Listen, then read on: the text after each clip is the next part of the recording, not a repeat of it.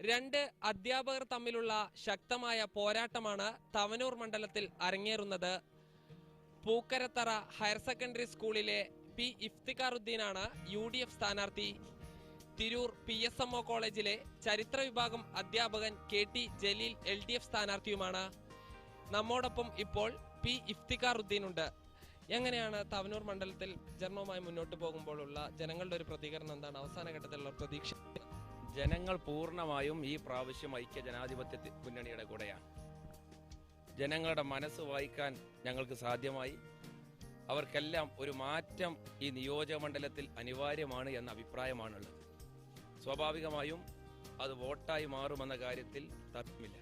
ഇപ്പോൾ KT ജലീൽ എന്നത് കേരളത്തിൽ അറിയപ്പെടുന്ന ഒരു പ്രഭാഷകനാണ്. അദ്ദേഹം അറിയപ്പെടുന്ന വ്യക്തിയാണ്. താങ്കൾ ഇപ്പോൾ നിയമസഭയിൽ ആദ്യമായിട്ടാണ് മത്സരിക്കുന്നത്.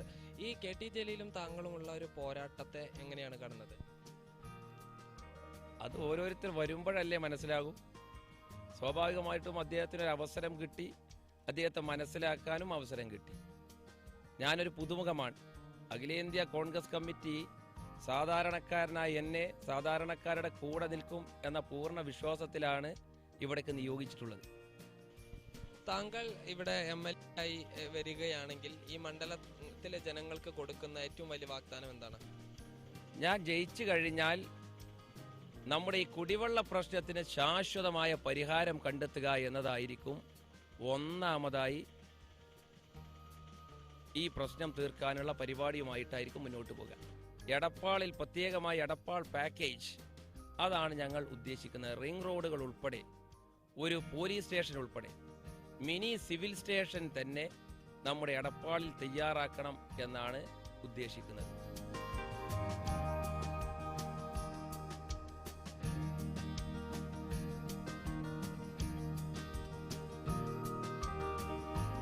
തവനൂർ മണ്ഡലത്തിലെ LDF സ്വതന്ത്ര സ്ഥാനാർത്ഥി KT ജലീലാണ് ഇപ്പോൾ നമ്മോടൊപ്പം ഉള്ളത്.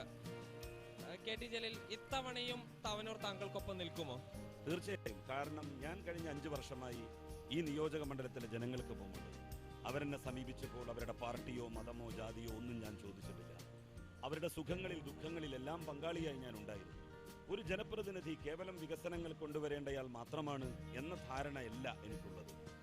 ഒരു പ്രദേശത്തെ ജനങ്ങൾക്ക് ഒരു അത്താണിയാവണം, ഒരു തണലാവണം ഒരു ജനപ്രതിനിധി. UDF പ്രധാനമായും ഉന്നയിക്കുന്നത് കുടിവെള്ളം പോലുള്ള അടിസ്ഥാന ആവശ്യങ്ങളിൽ ജനങ്ങൾക്ക് എത്തിക്കുന്നതിൽ താങ്കൾ പരാജയപ്പെട്ടു എന്നാണ്. 6 പഞ്ചായത്തുകൾ UDF ഭരിച്ചിരുന്നിട്ടും ഒരുപാട് കാര്യങ്ങൾ ചെയ്യാൻ വേണ്ടി സാധിച്ചു. കുടിവെള്ള പദ്ധതികൾ, നിരവധി പ്രാദേശിക കുടിവെള്ള പദ്ധതികൾ നമുക്ക് നടപ്പിലാക്കാൻ വേണ്ടി കഴിഞ്ഞു.